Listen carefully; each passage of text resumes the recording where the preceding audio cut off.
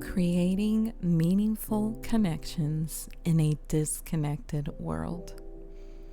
It is, at least at the moment that you are listening to this discussion, it's 2025, and we're more connected than ever before. Yet a paradox persists, a pervasive sense of disconnection. How do we navigate a world obsessed with screens and fleeting interactions, and instead foster relationships that are deep, authentic, and truly last? Get ready to unlock the secrets with building meaningful connections in a world that often feels anything but. Hey guys, it's your girl Zap, and welcome once again to another quick reset episode. Here we're going to be discussing a couple of things, of course, within the discussion that we have prepared for you today. As we talk about crafting meaningful connections in a disconnected world, we're going to first and foremost understand the disconnect. We're also going to come up with strategies for deepening bonds. And of course, what does the future looks like for authentic relationships?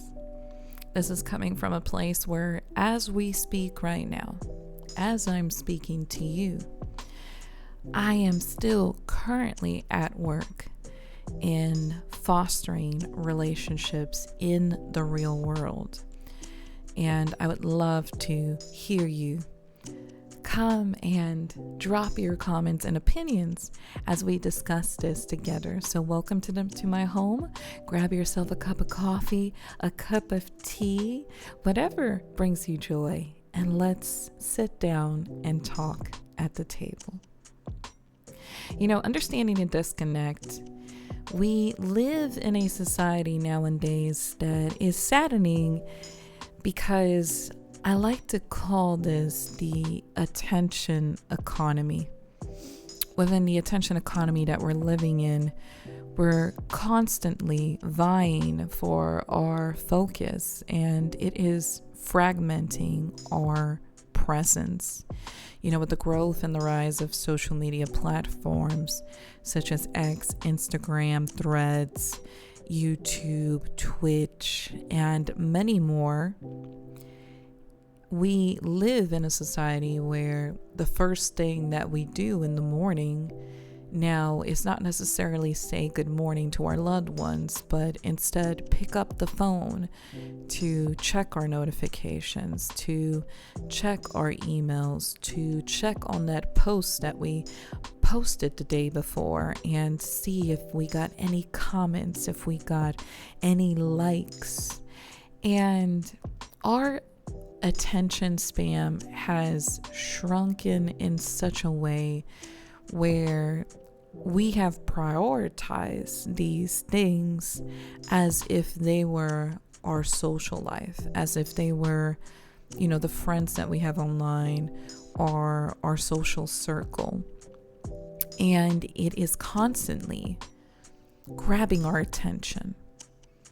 And it seems like we're always falling behind, like we can never keep up with our day-to-day task and with the things that we deem as high priority, but it seems like we can never pay full attention to those things. When I compare this, I like to compare this to superficial versus depth. Why endless likes don't replace heartfelt conversations? When we look at social media, we're looking only at the mere surface. We're only looking at the superficial. Am I claiming right now that everyone that posts on social media is a fake person? That it's not real? No, absolutely not. That is not what I'm claiming at all. But I am saying that we're never going to get the full picture of who this person truly is in real life. We only get the beautiful things. We only get the bells and whistles. We only get the highlights. We only get the reels. We only get the happy moments that they capture. But we're never going to fully comprehend the full spectrum and the true colors of who the character of this person is. And we have grown to adopt and get used to the idea that likes mean that people like us. When in reality, it's not always like that. Just because I like a post doesn't necessarily mean I like the person. I just might have liked the quote. I might have liked the aesthetics of the post. I might have liked the way it was done. It doesn't necessarily mean that I'm trying to create a real connection. I'm trying to bond with the person who created this account. And I think a lot of us, we just scroll endlessly, and we like a reel because we found it funny, but it doesn't necessarily mean that we're going to go follow that person, or now we became a fan and now we're just endlessly following their content. It just, as a consumer, I feel like we treat these social medias differently. And when we start to understand those things, we start to realize that there is more to real life than just likes. And they don't replace those heartfelt conversations. I feel like when we go beyond just liking or reposting, and we make the time and we set the tone and the atmosphere to really engage with that person and really get to know that person, it is until then, right? We are able to realize, like, wow, I can actually have a real conversation with this person and finally get to know if I truly like this person, if there's potential in us becoming friends, and me being able to open up about life and share things that are beyond just surface level, where we can truly show who we are. And I'm never going to replace those heartfelt conversations.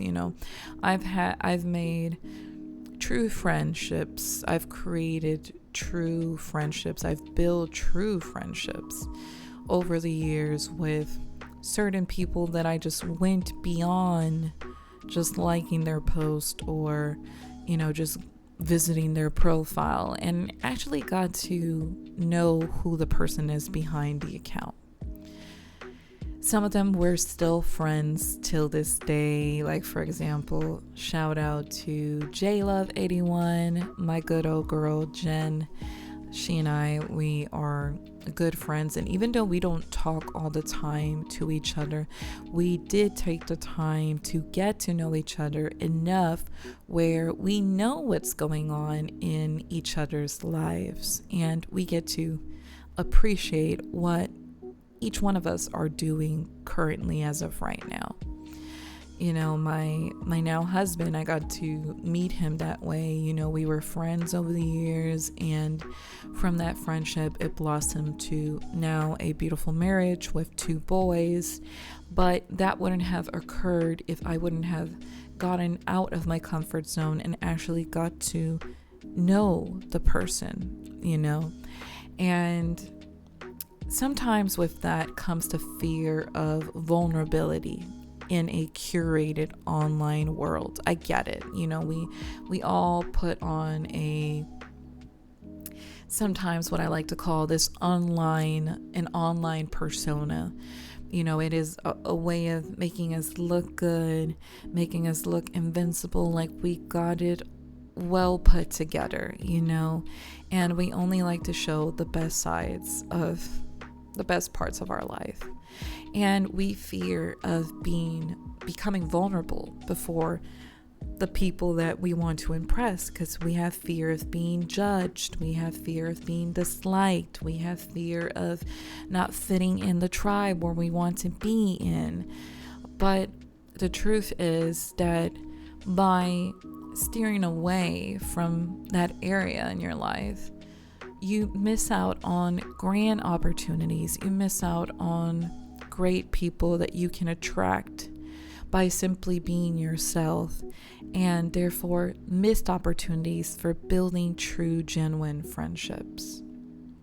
So understanding the disconnect can help us realize that instead of just judging people out there, we also get to see within ourselves, are we doing the same things in return?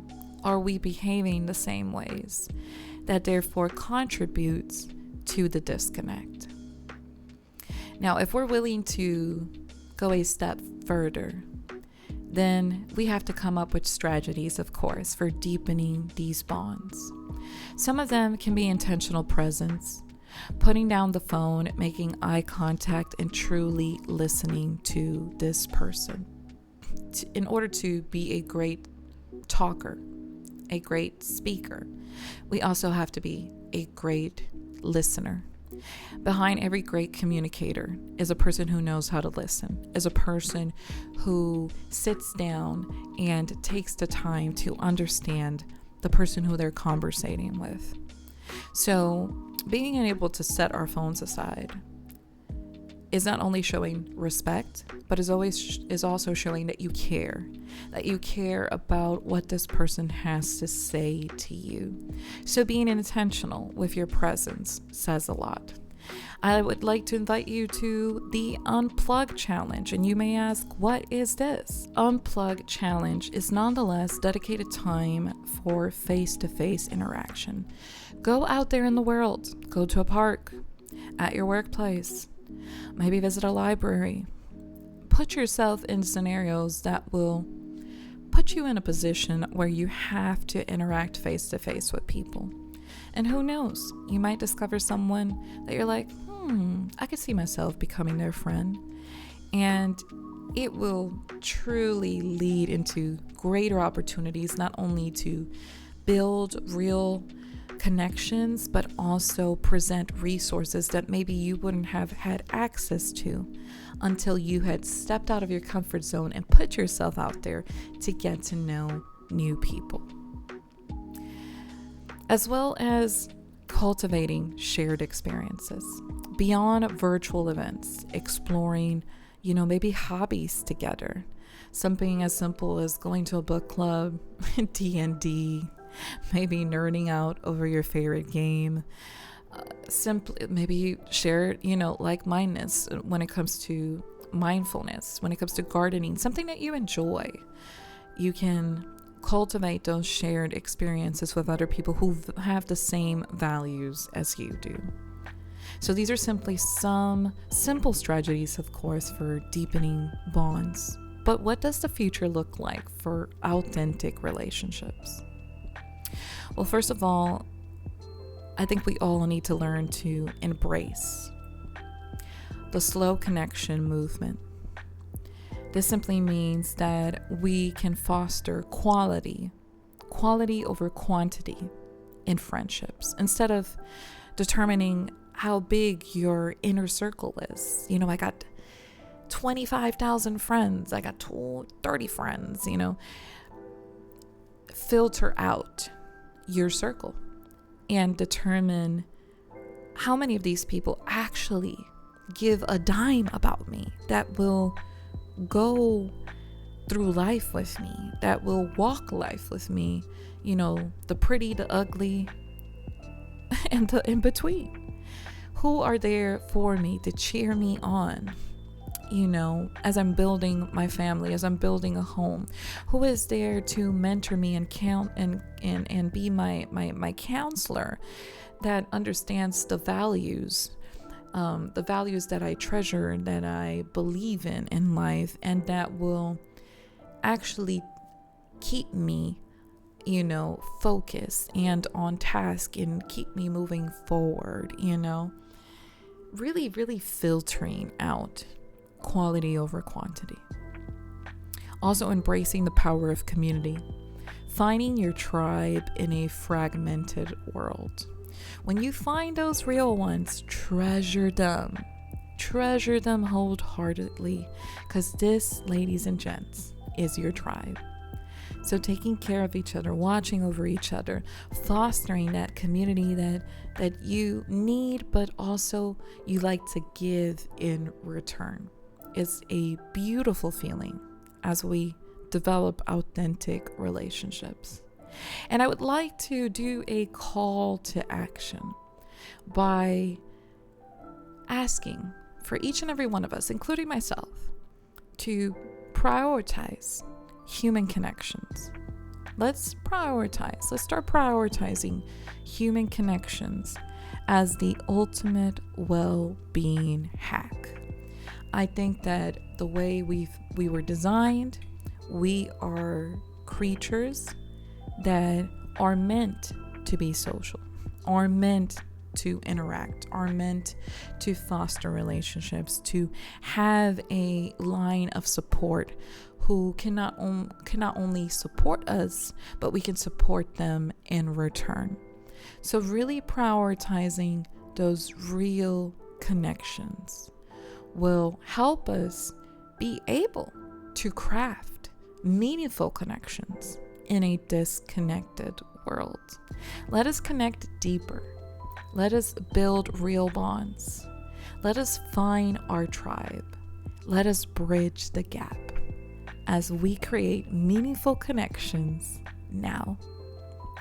Thank you for listening to this quick reset episode. I hope this inspired you to make better decisions, to put yourself out there and start building friendships, meaningful friendships. I would love to know your opinion on this. Like I said, this is something I'm still working on, and every single day. But in order to grow, we have to realize that some things need to be changed. And most importantly, what are we going to do about it? As always, I want to remind you to always reset and zap for the week. Bye-bye.